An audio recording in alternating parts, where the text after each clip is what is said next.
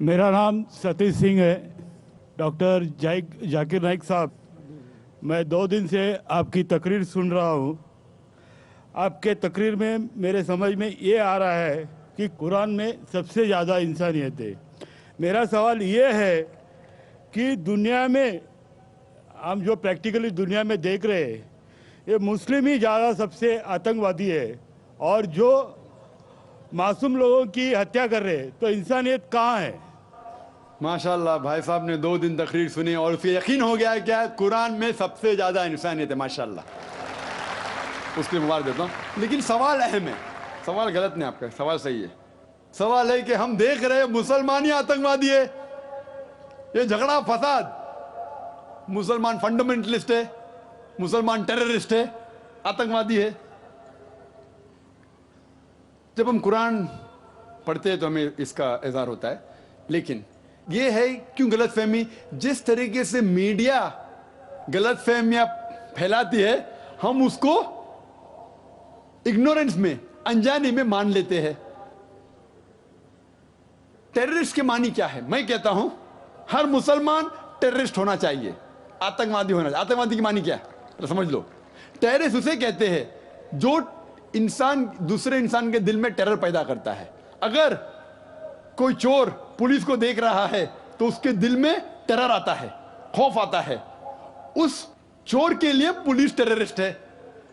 इस तरीके से हर मुसलमान, कोई भी एंटी सोशल एलिमेंट मुसलमान को देखता है, उसके दिल में खौफ आना ही चाहिए। अगर कोई चोर मुसलमान को देखता है, कोई बलात्कार करने वाला मुसलमान को देखता है, कोई भी एंटी सोशल एलिमेंट मुसलमान को देखता है, उसके दिल में खौफ होना ही चाहिए। कुरान मजीद में अल्लाह ताला फरमाते हैं सूरह अनफाल में, सूरह नंबर 8 आयत नंबर 60 में, खौफ पैदा करो उन लोगों के दिल में जो लोग एंटी सोशल है, जो हक को इनकार करते हैं, उनके दिल में खौफ डालो। लेकिन सवाल यह है कि कई बार एक शख्स एक काम करता है, उसे 2 लक़ब दिए जाते हैं। मिसाल के तौर पे हिंदुस्तान 60-70 साल के पहले अंग्रेज हम पर हुकूमत करते थे, कई साल किया। बहुत से हमारे इस देश के हिंदुस्तानी थे जो इस देश की आजादी के लिए झगड़ा कर रहे थे। इनको अंग्रेज कहते थे आतंकवादी, टेररिस्ट। हम आम हिंदुस्तानी कहते थे देशभक्त, फ्रीडम फाइटर, पेट्रियट। वही आदमी, वही काम, 2 लक़ब, 2 टाइटल। अगर आप अंग्रेज की बात मानते हैं, अंग्रेज कहते हैं हमें इस देश पे हुकूमत करने का हक है। अगर उनको हक है तो ये लोग को हम टेररिस्ट बिल्कुल सही कहेंगे। लेकिन आम हिंदुस्तानी कहता है ये अंग्रेज तो तिजारत करने आए थे, इनको हम पे हुकूमत करने का क्या हक है? तो हम कहेंगे ये लोग हैं देशभक्त, फ्रीडम फाइटर्स, पेट्रियट्स। सेम आदमी, सेम काम, 2 लक़ब। वही आदमी, वही काम, 2 लक़ब। अगर आप अंग्रेज की बात को मानते हैं कि अंग्रेज को हक है इस देश पे हुकूमत करने का, हम मानेंगे कि वो आतंकवादी है, चाहे वो भगत सिंह हो या। लेकिन आम हिंदुस्तानी कहेंगे नहीं, ये तो देशभक्त है।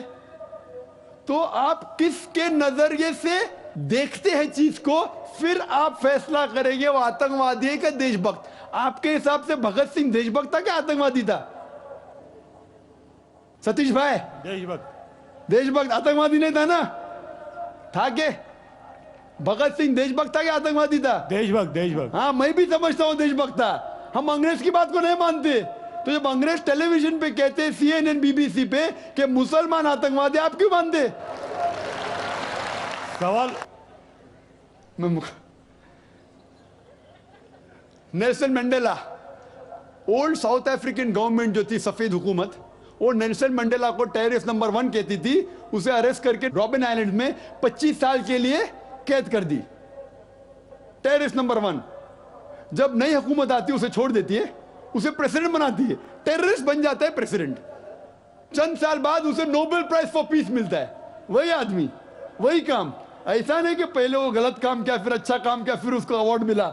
वही काम के लिए जो पहली गवर्नमेंट ने कही थी सफेद गवर्नमेंट ने क्या वो टेररिस्ट है, आतंकवादी है, नोबेल प्राइज कमेटी ने उसे नोबेल प्राइज दिया और फॉर पीस, अमन के लिए। हैरत की बात है, जो आदमी आतंकवादी है उसको मिलता है नोबेल प्राइज फॉर पीस। जो आदमी का पावर है, जो आदमी वो कहता है, लोग उसकी बात को मान लेते हैं इग्नोरेंस के अंदर, अनजानी में। लेकिन कुरान कहता है सूरह इसरा में, सूरह नंबर 17 आयत नंबर 81 में, वकुल जाल हक वज़ाक़ल बातिल इन्नल बातिल काना ज़हूक़ा। जब हक बातिल से टकराती है, बातिल का सर्वनाश हो जाता है। 7 जुलाई को तो लोग आए थे, खराब है, मैं भी बोला ठीक है खराब है।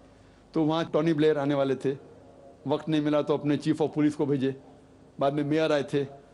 तो मैंने उनसे पूछा, आपकी इस देश ब्रिटिश गवर्नमेंट जब हुकूमत कर रही थी अमेरिकन गवर्नमेंट पे 18 सदी में, वो जॉर्ज वॉशिंगटन और बेंजामिन फ्रैंकलिन को टेररिस्ट नंबर 1 कहते थे, टेररिस्ट। उसके बाद जॉर्ज वॉशिंगटन बन जाता है प्रेसिडेंट ऑफ यूएसए, टेररिस्ट बन जाता है प्रेसिडेंट ऑफ यूएसए।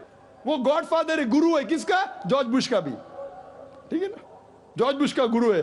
वो जो आतंकवादी आप कहते थे, उसके शागिर्द के दोस्त भी आप है। क्या बात है, आपका नजरिया क्यों बदल रहा है? आप कहते थे टेररिस्ट चंद सदी पहले, अभी आप उनके दोस्त थे। तो हमें यह तहकीक करना चाहिए कि क्यों उसको वो लक़ब मिला। अगर जो 11 सितंबर को हुआ था न्यूयॉर्क के अंदर, आप जो कह रहे ना मुसलमान मुसलमान, उसके ऊपर जवाब तो अभी आ रहा है। ये तो खाली वो स्टार्टर्स बोलते ना, स्टार्टर्स, सूप पीते पहले तो जरा बराबर खाना खत्म होता है, मेन मील तो अभी है। मुझे एक शख्स ने पूछा था जब मैं ऑस्ट्रेलिया गया था और इंग्लैंड के अंदर भी, doctor Zakir Naik, do you consider bin Laden to be a terrorist? क्या आप बिन लादेन को टेररिस्ट मानते हैं? तो मैंने कहा, भाई मैं बिन लादेन को जानता नहीं हूं, मैं यही नहीं कह सकता हूं वो टेररिस्ट है क्या नहीं, अच्छा है क्या बुरा, मैं नहीं जानता हूं। कुरान में लिखा है सूरह हुजुरात में, सूरह नंबर 49 आयत नंबर 6 में, कि जब भी कोई बात कोई कहता है पहला तहकीक करो फिर दूसरे तक पहुंचाओ। अगर मैं CNN और BBC की बात मानूं तो मुझे कहने पड़ेगा कि बिन लादेन टेररिस्ट है, लेकिन मैं क्यों मानूं बात उनकी? क्योंकि मैं आदमी हूं जो घूमता हूं मीडिया में, जानता हूं माशाअल्लाह। तो मैं कहता हूं ना बिन लादेन मेरा दोस्त है ना मेरा दुश्मन है, मैं नहीं जानता हूं। लेकिन अब ये मुझे पूछना चाहते टेररिस्ट नंबर 1 कौन है, तो ये तो जानता हूं मैं, CNN जो अमेरिकन चैनल है, जॉर्ज बुश उसका प्रेसिडेंट है, गर्व से कहता है कि हमने हजारों अफगानिस्तान लोग को बम गिराए, कत्ल किए, इराक में हजारों का कत्ल किया, ठीक है। मान भी लो बहस के तौर पे बिन लादेन ने किया, मान लो, मैं नहीं कहता हूं, मान लो बिन लादेन ने किया कि 11 सितंबर को ट्विन टावर को अटैक किया और 3000 या 5000 लोग मरे। लेकिन अगर 3 या 4000 लोग मरे, 5000 लोग मरे, उसका ये मतलब नहीं होता है कि आप उससे डबल लोग को अफगानिस्तान में मारे एक आदमी की वजह से। कर सकते? अरे बिन लादेन को पकड़ के मारो ना, अगर मानना है तो। अगर उसने किया, सबूत है तो सबूत पूछते अफगानिस्तान गवर्नमेंट ने, मरने कि सबूत क्या है, वो सबूत देता टोनी ब्लेयर को। है सबूत पूछ रहा अफगानिस्तान कि आप मुझे सबूत दो, सबूत क्या है तो हम उस पर तहकीक करेंगे, सजा देंगे उसको। वो सबूत देते मुशर्रफ को, पूछ रहा है आपका, किधर का इंसाफ है ये, किधर का इंसाफ है? प्लेन भेजते हजारों लोग का कत्ल किए अफगानिस्तान में, इराक में। मैंने कहा यूके में, ऑस्ट्रेलिया में, यहां भी अगर टेररिस्ट नंबर 1 है तो जॉर्ज बुश है।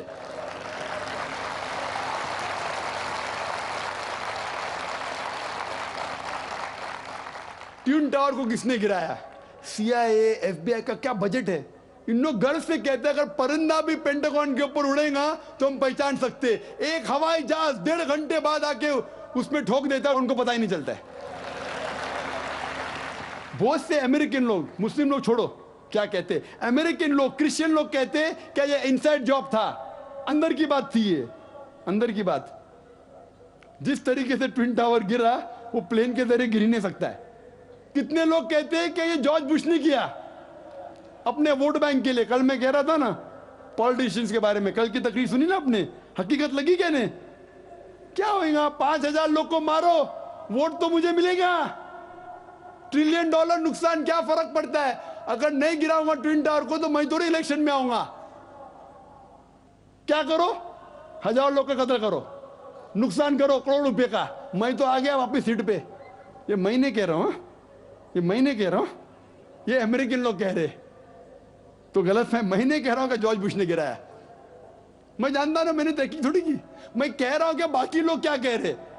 अमेरिकन लोग कहते हैं, कुछ लोग, कि बिन लादेन ने क्या कुछ ने कहा, जॉर्ज बुश। लेकिन ये तो मैं जानता हूं कि मैं टीवी पे जो देखा हूं वो खुद के चैनल के ऊपर, कि जॉर्ज बुश गर्व से कह रहा 1000 लोग को मैंने मारा हूं। इसीलिए मैं जॉर्ज बुश को टेररिस्ट नंबर 1 कहता हूं। ये बाबरी मस्जिद में जो हुआ हिंदुस्तान में, गुजरात में क्या हुआ, वोट बैंक के लिए हिंदू मुस्लिम में झगड़ा करो। बाबरी मस्जिद को कौन जानता था पहले? आप जानते थे? सुने थे बाबरी मस्जिद के बारे में? ये दंगे फसाद के पहले 1985 के पहले सुने थे? नहीं सुना था। मैं भी नहीं सुना था। ये वोट बैंक के लिए झगड़ा फसाद, 1000 लोग मारे गए। गुजरात में जो हुआ क्या सही हुआ? अगर पुलिस चाहती तो, हमारे हिंदुस्तान पुलिस में माशाल्लाह इतना पावर है कि अगर चाहती तो दंगा फसाद हो ही नहीं सकता। बंबई में जो हुआ 1992 में, इफ द पुलिस वांटेड, किसकी जरूरत के बाहर रास्ते पे आए? लेकिन वो पॉलिटिशियन की इजाजत है, यहां मत जाओ वहां मत जाओ, यहां हंगामा करो, यहां कर्फ्यू लगाओ वहां मत कर्फ्यू लगाओ, यहां मुझे वोट मिलेगा वहां नहीं मिलेगा। आप समझे ना? तो ज्यादातर चाहे इंग्लैंड में हो या अमेरिका में हो या हिंदुस्तान में हो, कोई भी पॉलिटिशियन हो, तो ये पॉलिटिशियन की हरकतों की वजह से, जैसा मैं कल कहा, तो लेबल लग गया अभी मुस्लिम लोग पे टेररिस्ट। अगर आप जानते गुजरात में कितने लोग के मां का अपने आंख के सामने बलात्कार हुआ, बलात्कार करने वाला पड़ोसी है, उसके ऊपर कोई एक्शन नहीं लिया जा रहा है, तो वो कानून अपने हाथ में लेता है, गलत करता है, हम भी लेता है, क्या करें? सब समझ रहे? तो हमें ये जानना चाहिए इस आतंकवाद की जड़ क्या है। तो हमें जड़ पे जाना चाहिए और जड़ को खत्म करना चाहिए। अगर हम एक हो जाएंगे, अपनी किताब एक खुदा में माने, सिर्फ खुदा से डरे, जो खुदा की बात मानता उसको वोट दे, ना कि दंगे फसाद करे। अब समझ रहे? तो इंशाअल्लाह अमन होगा। और आप देखेंगे इसके बावजूद, इतना होने के बावजूद, अमेरिका में एक न्यूज है कि 9 महीने बाद 11 सितंबर के बाद 34,000 अमेरिकन ने इस्लाम कबूल किया। क्यों? जितना मीडिया इस्लाम के खिलाफ बात कर रही है, उतना ही इस्लाम फैल रहा है। मैं जब तकरीर करने जाता था 11 सितंबर के पहले अमेरिका में, मजमा होता था माशाअल्लाह हजारों लोग का, ये अमेरिकन बहुत कम आते थे। अभी जाता हूं तो बड़ी तादाद है। ये जानना चाहते क्या इस्लाम में? आप भी आ जाए, शायद 11 सितंबर के पहले नहीं आते थे, बराबर कि नहीं? आप जानना चाहते क्या मजहब है ये आतंकवादी मजहब, मैं भी तो देखूं। आके मुतासिर हो गए क्या नहीं? अल्हम्दुलिल्लाह। डंके की चोट पे कहता हूं, मैं क्यों डरूं किससे? क्योंकि अल्लाह ताला फरमाते हैं सूरह इमरान में, सूरह नंबर 3 आयत नंबर 54 में, मकरुम मकरल्लाह वल्लाहु खैरुल माकिरीन। उनने प्लान किया, प्लानिंग की, अल्लाह ने भी प्लानिंग की। सबसे बेहतरीन प्लानर अल्लाह है। ये वेस्टर्नर्स प्लानिंग कर रहे हैं कि इस्लाम को दबाने को, इस्लाम और बढ़ रहा है और फैल रहा है। जितने दबाने की कोशिश कर रहे हैं, फैल रहा है। मीडिया कहती है कि इस्लाम में खवातीन के हुकूक नहीं है।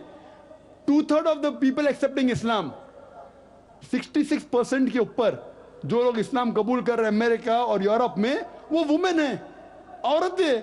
अगर औरतें को हुकूक हक नहीं मिलते इस्लाम में, तो ये अमेरिकन औरतें इस्लाम क्यों कबूल कर रहे, यूरोपियन औरतें क्यों कबूल कर रहे? क्योंकि इनको इस्लाम में जितने खराबी दुनिया में है उसका हल मिल रहा है।